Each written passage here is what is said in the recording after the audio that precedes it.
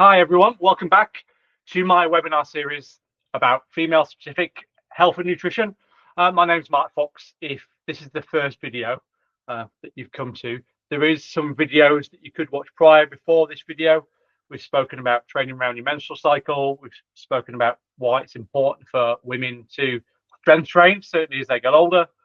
We also talk about how to build a workout specifically for a woman. And today we're going to talk about nutrition. Now, nutrition is such a big subject. I've tried to make it as specific as possible for women's health. So we are going to talk about that menstrual cycle again. I did touch upon some of these points on the last webinar, but now we're going to be a lot more specific for each stage. We're also going to give some recommendations, more specific recommendations when we talk about things like macronutrients. So by the end of it, you should have a good understanding of specific nutritional needs that you may have going through your monthly cycle. If you're a woman, obviously, if you're a biological woman. So first off, if you don't know who I am, my name is Mark Fox. Hopefully you know who I am, because it's a bit weird you stumbling onto this video. You've probably been given a link, or maybe you've seen me on social media. I've been in the industry for 25 years. You can tell by my weathered face. I've been doing this a very, very long time. In fact, I joke usually when I'm teaching personal training courses, because that's one thing that I do as well, is I joke that my career is older than actual personal trainers' age, if you know what I mean. Doing it for so long. So you probably find that most personal trainers, like if they get in above 25, a lot of them are they're usually they're a lot younger than that. I'm an online coach, so I work with people, basically, I suppose, lifestyle coaching, nutrition coaching, as well as giving workouts. That's what I do full time. But I also teach personal trainers to be personal trainers, and I've done that for about 20 years, so a very long time as well. I've had the privilege of working abroad, teaching courses in the UAE, India. I've built courses as well for training providers. So what you're going to get over the next maybe half an hour is good, solid, no nonsense, no bullshit information. And trust me, there is so much out there. So I'm trying to give you things that you can actually take away today and hopefully implement, that isn't going to be selling you some snake oil and some belief that that something's going to completely change your life. This is tangible information that you could, again, apply going forwards. So that's me. Enough about me. First thing then we're going to go through, as you can see here, is what we're going to cover today. So we're going to cover the basics of good nutrition. That technically, I could do another webinar series about nutrition. It's such a big subject. And I know when I teach it on a personal training course, it's probably one of the more popular content pieces that we do on the course, because it is such a big subject. And there's so many different opinions and different views and research that then changes people's views on what we should and shouldn't be doing. So we're just going to go through the real basics, really. Then we're going to go through each stage of that menstrual cycle. So we'll divide that up into 4 stages, and giving you some specifics that could potentially help you feel a lot better during that stage of the cycle and hopefully help you strive. Then we're going to go a little bit more technical, and we're going to start talking about macronutrients, the proteins, carbs, and fats, if you're into that sort of stuff. So we'll talk about recommendations for grams per kilo of body weight. And then on top of that, we'll start talking about pre and post nutrition. So watching this video back, you could be here just to give you some general tips about nutrition, just to help you feel a little bit better during the month. Or it could be because you're trying to perform much higher level when you're exercising, when you're playing your sports, which this will touch upon as well. So straight into foundations of good nutrition. So ideally, you want a balanced diet. So you want a mixture of lots of fruit and veg. You want lean proteins, a little bit of dairy, plenty of water, some healthy fats, lots of what's called complex carbohydrates. So carbohydrates that are slow releasing, usually from a more natural source, things like potatoes, whole grain rice, those sort of things. Essentially, the food that you see is called a macronutrient. So proteins, carbs, and fats, as I've just described there. The things that we can't see because it's microscopic level is the micronutrients. So there's loads of micronutrients. You've got your fat soluble vitamins, your A, D, E, and K. You've got your water soluble, your B's and C's. You've got other things like your minerals, your potassium, your sodium, magnesium. But there is some that for female health could help make you feel like you've got a little bit more energy and you're striving, really helping you strive. So things like calcium for bone health, because women are at higher risk of things like osteoporosis and arthritis due to fluctuating hormones. If you're interested in that sort of thing, last webinar, the ones before, we'll touch upon that. Things like vitamin D linked to calcium, because that's going to help you absorb the calcium to help you build bones. Magnesium, which helps regulate muscle and nerve function, helps you also sort of alleviate some of those discomfort feelings of when you're actually on your period as well. And then lastly, you should be drinking plenty of water. So things like electrolytes can help aid with making sure you're getting enough fluid as well. So again, you could spend all day talking about this. We're just covering it slightly, and then we're going to move on to the cycles. So why should a woman, compared to a man, take a bit more of a unique approach? Well, the main thing is that you do have a menstrual cycle. Okay, so those fluctuating hormones of progesterone and estrogen are going up and down throughout the whole 28-day on average cycle. Whereas me being a biological male, being a guy, I don't have that. Really, as long as I get good sleep and I eat well, I'm pretty much going to feel consistent. Obviously, as we age, we change, stresses of life, but generally, I'm getting away with murder, really. I don't have to think too much about it. Whereas women, there is things going on internally that, in a way, you don't have any control over, but it massively affects your training, exercising, your life, really. That's why when we talked about the menstrual cycle on the last webinar, I spoke about tracking your cycle to understand where you are in that stage of the cycle, to understand what you're going to be able to do well and things that maybe you might struggle with, so you don't get too disheartened and you fully understand. So obviously, as I said, your progesterone and your estrogen levels are going to fluctuate, which will affect your energy levels, how you feel, and things like bloating and other things as well. So it's important to understand that, so that when you are making certain food choices, that it doesn't make you feel worse. Obviously, as a woman goes through puberty, through their monthly cycle, all the way through perimenopause and menopause, your body will change. Hormones will affect that. So your eating habits will probably need to change. So you still feel like you've got energy. You still feel like you're able to do day-to-day tasks, and certainly you are able to do those high-intensity workouts that hopefully you enjoy. And then lastly, just purely because of that menstrual cycle, points when you're on your period, you are bleeding. So you could potentially have iron deficiencies during that point. You may feel really quite low.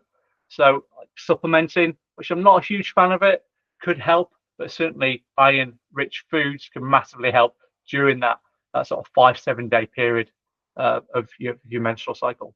So it's really important, I think, for women just to take a little bit more interest in their diet and nutrition compared to a guy. Again, I always say it on these webinars, we've got it so easy, really, so easy compared to women. So the first one, the start of your cycle, so the menstrual phase, so 1 to 5 days, sometimes a little bit longer, sometimes a little bit shorter. This is obviously classed as your period, isn't it? You are having your period. So this is where your hormone levels are at the lowest. So your progesterone and your estrogen levels are really low, which means you feel quite depleted, quite fatigued. Obviously, you're losing blood. So those iron, you could be dropped in iron levels just for a short period of time.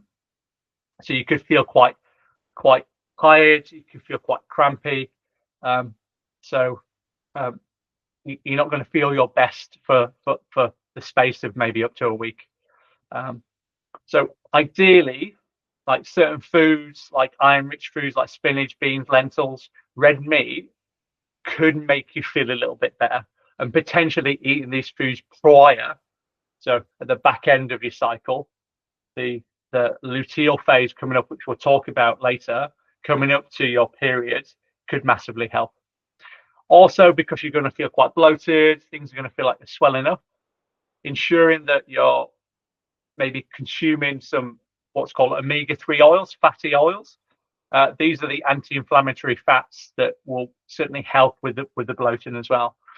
And then lastly, just making sure that you're getting plenty of water and potentially using an electrolyte drink as well, which could help manage your fluid levels. So the next slide I've got for each of the menstrual cycles. You've got obviously what we saw before with the why, and then, oh, not why, but sorry, the what's happening. And now we've got on to why we should adjust. Okay, so a little bit more detail. As I said, like eating more iron-rich foods can massively help. Snacking on foods that have got a more sort of slower energy release. So if we're talking about carbohydrates, we're talking about carbohydrates that don't spike in sugar levels. So sugary carbohydrates, try and stay clear of. Go for more slow releasing. And also, because you're feeling quite bloated, potentially smaller meals could massively help. So you don't feel like you're ballooning up as well. On top of that, can hugely help a woman as they go through this part of the cycle. Just also understand, we're being quite specific here, but generally you still need to eat a fairly balanced, nutrient-rich diet. So what we call eating from a rainbow. So lots of fruit and veg. As I said right at the beginning of the webinar, lots of lean meats, lots of low-fat dairy, lots of healthy fats like olive oil, omega-3 oils like oily fish, can obviously contribute to your health, but these specifics that we're going to go through could then just sort of put the icing on the cake. I've also, in these slides, because I give everyone access to this recording as well as these slides, I've put a few extra slides in there. So I'm not going to go through every slide that we go through. I'm just highlighting that information there. So you can almost use this as a mini manual for each webinar. So we've got some more information there for the first stage. We'll now move on to the next stage, which is called the follicular phase. So around about days 6 to 14. So this is where we start to feel a lot better. We start to feel, or women start to feel more like a Wonder Woman or a superwoman. You've got rising estrogen levels. So generally your mood's going to be better. Energy levels are going to rise. So it means that you're probably more likely to have like a better workout, a more intense workout. So with that in mind, ideally, we should be thinking about getting good quality protein, which we often see women not doing. We need to be getting those complex carbs. So we've got some examples there, the quinoa, sweet potato, oats, and then also some antioxidants. If you're pushing yourself in the gym, a lot of what we call oxidative stress. Antioxidants can fight that, so you can recover more efficiently. You can also hopefully stay off, if you're working really hard in the gym, stay off getting infections, getting ill for various things as well.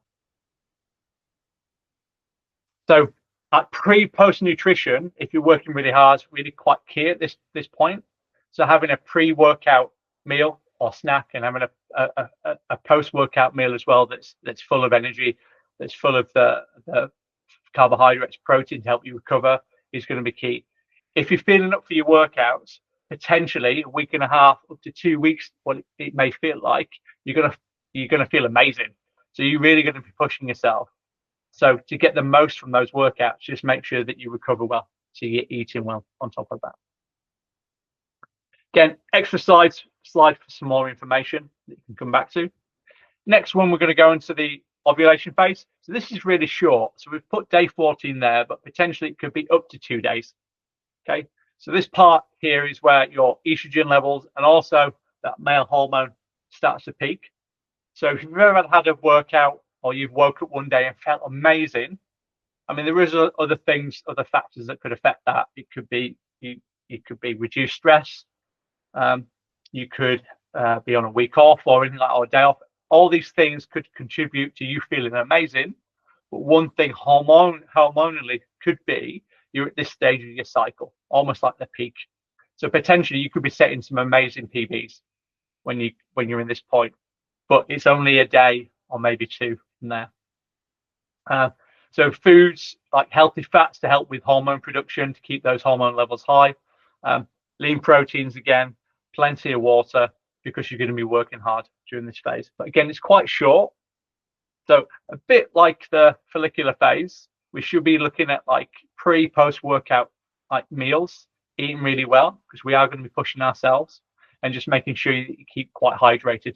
The harder you work in the gym, the harder you work in life, you will start to utilize more energy. You'll start to obviously use more water. You'll get dehydrated a bit easier because you're pushing yourself. So it's important to build these things around that. Again, another slide on this to give you some more information. And then the back ends of your menstrual cycle is the luteal phase. So your estrogen levels drop. So your estrogen is more of that, I suppose, high energy hormone. Progesterone is the sort of calming hormone. So you start to feel a little bit slower. Maybe your mood might change. Obviously, you've got your PMS symptoms. So leading up, certainly the last week towards your actual period, you're probably going to feel maybe quite lousy. You're going to feel not really up for the workouts. Energy levels are going to drop. Your mood's not going to be the best. So it's really important at this stage to stabilize your blood sugar levels, which can help with your mood as well. So complex carbs, as we spoke about before, so brown rice, whole grain rice, really, oats, root vegetables, potatoes, sweet potatoes, fantastic for that. Then also magnesium can help with reducing bloating and cramps, because it helps with those fluid levels. So things like dark chocolate, seeds, leafy greens. And then just to boost those energy levels, potential B vitamins. So we're talking like good quality eggs, whole grains, fortified cereals can massively help as well during this phase. So we've got some ideas of meals, of the things that we should be really drinking. Got in there chamomile tea, because it has got that stress reducing effect that could massively help during this phase, just to calm you a little bit and make you feel a little bit more human there. But this stage, some women struggle with this stage, certainly this sort of maybe the last 5-7 days before the end of their cycle. Some women still strive. So everyone is completely different. And also from month to month, which we discussed on the last webinar, every woman is different. So your cycle length is different. How long you are in each phase is different.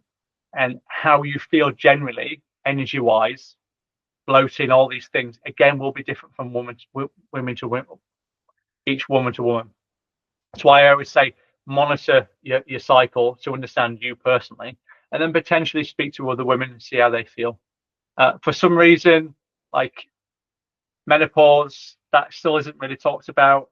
Menstrual cycles just isn't talked about, isn't it? Even in 2024, I think it's really important to you speaking to your obviously your female friends as well as male friends, your husband, your brothers, your dad, all these things. They need to understand this. Like half the population is female, okay, biologically female. Half the population is biologically male, but we seem to forget, and we seem to let down women certainly with health as well, which I'm trying to improve. This is why I'm doing these webinars now, because I think it's an underserved market sometimes, people talking about this. Again, there'll be more information about that the back end of the phase, but just understand good quality intake of like high nutrient foods are going to be the best no matter what.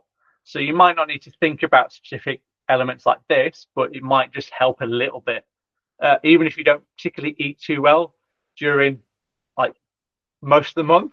Trying to pick up a few of these tips may just like spur you on to eat a little bit better as well. So on to a little bit more about certain specifics of the macronutrients, so your proteins, your carbs, your fats. So the first one is protein.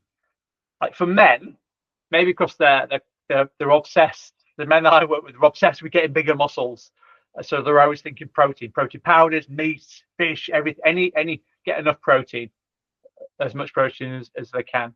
Potentially, you'll find a lot of men probably eat too much protein. they've got very expensive pee. Because a lot of it, you'll just pee it out if you eat too much, if your body's not going to use it. But on the opposite, women tend to not eat as much protein as they probably should, which we'll talk about why maybe that may be the case. But it's super important for a woman to eat enough protein. So if you're working hard in the gym, certainly doing weight training, you need to be able to be building that muscle tissue, which is going to help you then lead later in life. So it's going to improve your bone health. Stronger muscles means stronger ligaments.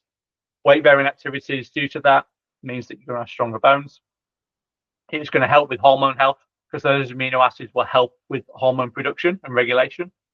During meals, so for weight management, you'll find if you've got a lot of protein in a meal, you'll probably feel satisfied sooner in that meal, which then leads to less calories each time you eat, which is a bonus. So you're not really cutting down your calories, you're just increasing the protein intake of the meal, and you'll probably find that you don't eat as much. And then obviously we mentioned about recovery. So why do women not get enough protein? I think going back to what I just said a moment ago, it's just not like a trend. You'll probably find, I suppose my misconstrued view is women, it's still about reducing, getting them as slim as possible, getting them as skinny as possible. We're always talking about taking away rather than actually putting back into the human body, into a woman's body. So it's not normally talking about protein as much as it really should. It's normally about low calorie. Again, like misconceptions that women don't need lots of protein because they're not doing lots of weight training or not doing as much. That's not the case. You need a good amount of protein to help you recover from day to day workouts and from life. Generally, women tend to eat smaller meals. They're smaller human beings compared to a guy, so potentially you might eat a little bit less. And also, it could be the fact that women feel more self-conscious about putting on weight compared to guys, so they may not eat as many calories for that reason. One thing, obviously, we've got lack of awareness on the bottom there, which we've just spoken about, but this one, I think it's huge, that inadequate planning. And it's not always your fault. I think even in 2024, watching this back, if this is in the future, this is what I'm talking, we're in 2024 now. I think women obviously have traditionally been like the stay at home because they're looking after the kids, they're looking after their house. Obviously, we're moving away from that now. So it's not just a case of man go to work, women stay at home. Women are working more, they've got full-time jobs. But I think the thing we still seem to gravitate towards is that the guy will go to work, he'll do the full-time job, come back, but then it's still the mum, it's still the woman of the household, still doing all the cleaning, still looking after the kids, making food, doing the food shop. So actually, you probably find that a lot of women don't have enough time for themselves to apply some of these principles that we're talking about. So they'll be eating whatever they can because they've got to feed the kids and they've got to feed they're feeding the husband. I know it sounds a little bit stereotypical, but certainly the women that I train in their 40s and 50s and 60s, they've got that old school attitude that they should be looking after the house, and if they don't, they feel like they're letting their family down, which unfortunately then leads them to just not making time for themselves, unfortunately. It's one thing I always try and encourage my female clients to work towards, is like taking a little bit of time to themselves. They've got to look after themselves first before they then start looking after other people. It's a bit like what they say on a flight, isn't it? Put your own face mask on before someone else's. It really should be the same for women, but unfortunately, because you're constantly giving to your family, you don't always do that. But it's super important you get enough protein there. So if you are very technical, are given grams per kilo of body weight. Now, generally, I don't tend to use this with my clients. I tend to use what's called hand portion sizes. So I would say every meal that you eat, try and have a portion of protein that's the size of your palm. And the reason why I use the palm is because like your palm is completely specific and unique to you. So if someone's got a big palm, they probably need to eat more protein. If someone's got a smaller palm, it means they're a smaller human being. They need to eat less protein. But I've given specifics there because some people like to work towards their macronutrients. Okay. So you've got some recommendations there, all the way up to 2 grams per kilo of body weight. So if you weigh 70 kilos, that's up to 140 grams of protein. Now, an example of how much is in foods, like a big chicken breast has probably got 25, 30 grams of protein. A protein powder scoop has probably got about 20. Like 3 or 4 eggs have probably got around about the same amount.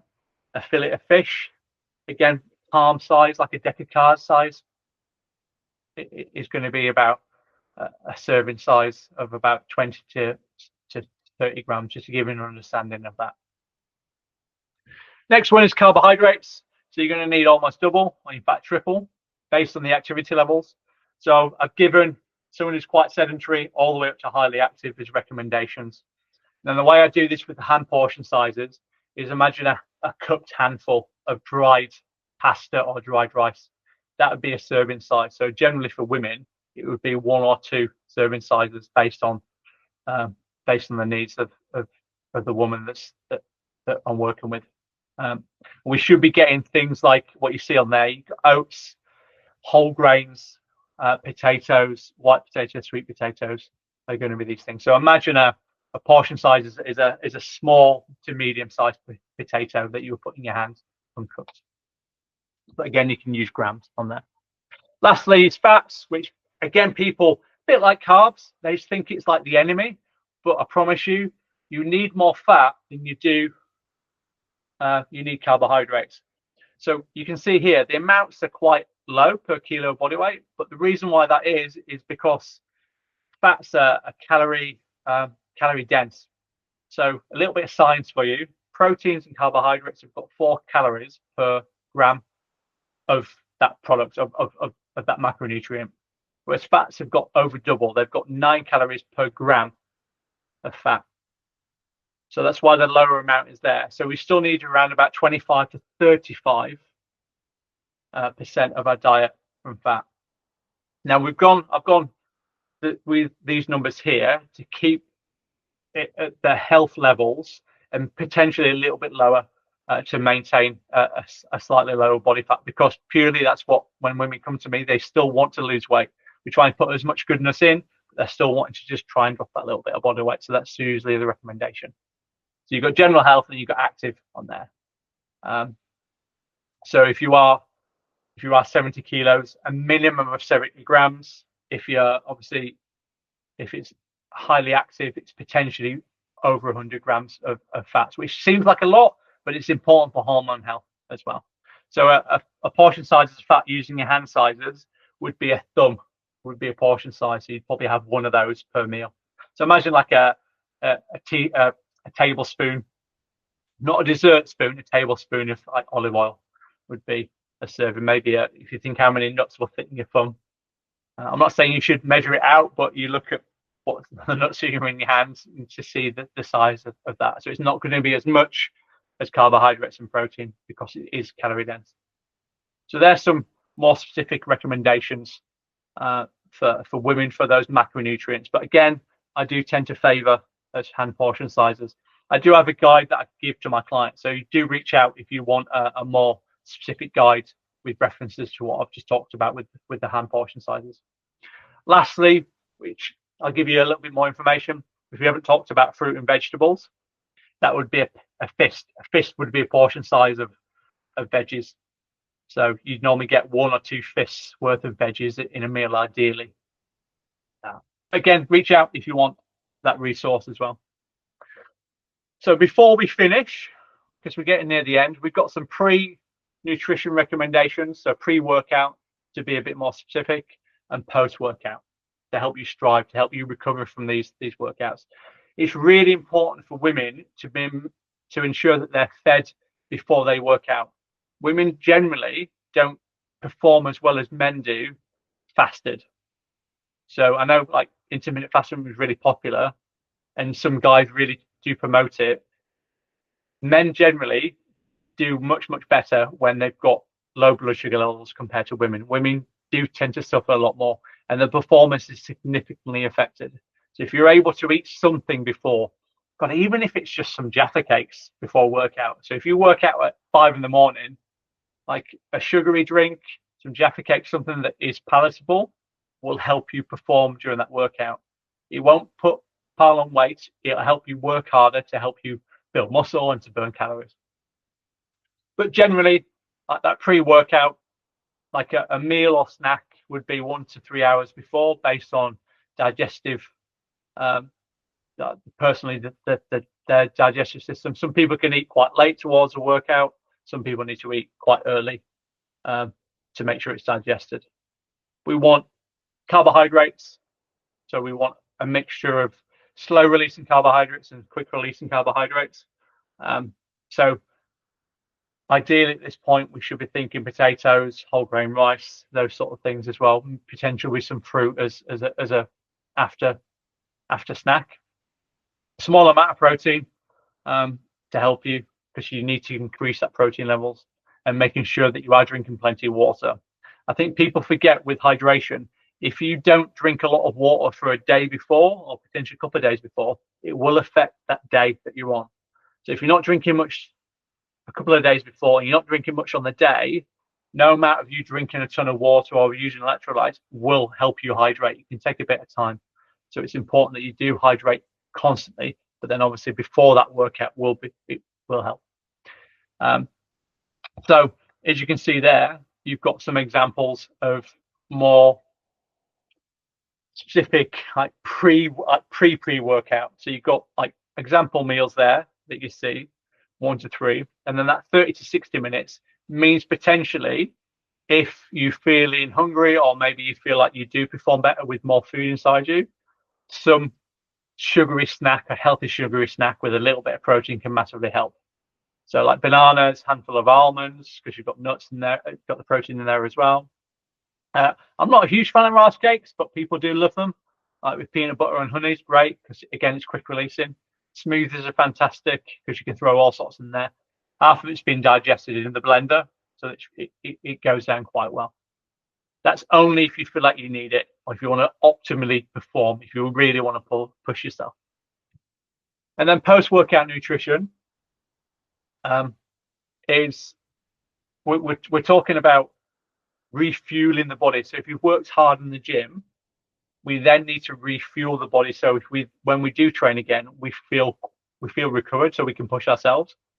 We can't just do an amazing workout once a week. We have to do consistently good workouts to get the results that we want when we train.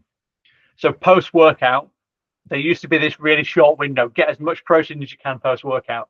That's just a bit of a myth. As long as you're eating between like 1 to 2 hours after a workout, you're going to be totally fine. I mean, if you are going to immediately eat after workout, protein shakes, like blended protein shakes with like fruit, things like almond oil, or even just normal milk, spinach, these things can be useful, because it reminds you to eat something if you're not really that hungry. But generally, like post-workout, just normal meals can help. So if you train in the evening, going home and having a normal meal will massively help you recover. Not skipping those meals after a workout, because next time you train, those energy levels that you've burned off in your legs, potentially when you go to use your legs again, you're going to feel quite fatigued, almost feel quite heavy. So if you hear this term of like runners hitting the wall, it's purely because they've run out of energy. So the cardiovascular system could technically keep them going, but they've got no energy to burn to keep getting through the race or getting through the workout. If you're going to be really technical, a bit like the macronutrient recommendations, like a 1 to 3 ratio, 1 to 4 ratio. So what we mean by that is the 1 is the protein, and then the 3 or 4 is the carbohydrates. And we need more carbs to replenish the energy that we've used compared to the recovery protein, but you do need a bit of both. Now, one thing we say on the post-workout snacks, like immediately to help you immediately recover, potentially chocolate milk or flavored milk is fantastic, because what you have is lactose from the milk. You've got lots of really good high quality protein, and then you've got the added sugar from whatever flavor it is, banana, strawberry. So it's a fantastic like 1 to 3 ratio. It depends on the drink. It could potentially more. It doesn't have to be those super expensive like post-workout shakes. Same with the pre-workout foods. Like, you don't need to use these expensive supplements. Usually as supplements go, like protein powder, that's probably about it that I normally recommend. Creatine, if you're doing some heavy strength work, if you want to really optimize, that's pretty much it. Everything else, I usually recommend just getting real food with that. So, like I've said a few times, if you're not eating well on a consistent basis, this pre and post workout nutrition won't make much of a difference. You're still going to eat a good balanced diet, which potentially I may start to deliver some more nutrition specific webinars in the future. So keep in touch. So we've come to the end of the webinar. These webinars I used to do live, but actually with the recording and people being on the webinar, relaxing and actually opening up, what I've started doing is just pre-recording these or doing these after I've actually delivered it live. And a couple of questions that I got were, I think I've probably given the information today because I've delivered this webinar a couple of days ago, and now I'm refilming this back. But one of the questions was I think the importance of pre and post workout nutrition. Do they need to have protein shakes? Do they need to take supplements? That's a complete no. You can get enough protein by just eating just everyday foods. A bit like the portion size guide. If you do want some resources, just reach out. I've got loads of resources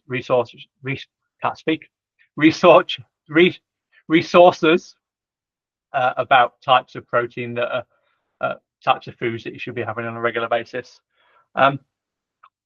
One person asked about cravings near the back end of their cycle, that luteal phase, and what you should do about it.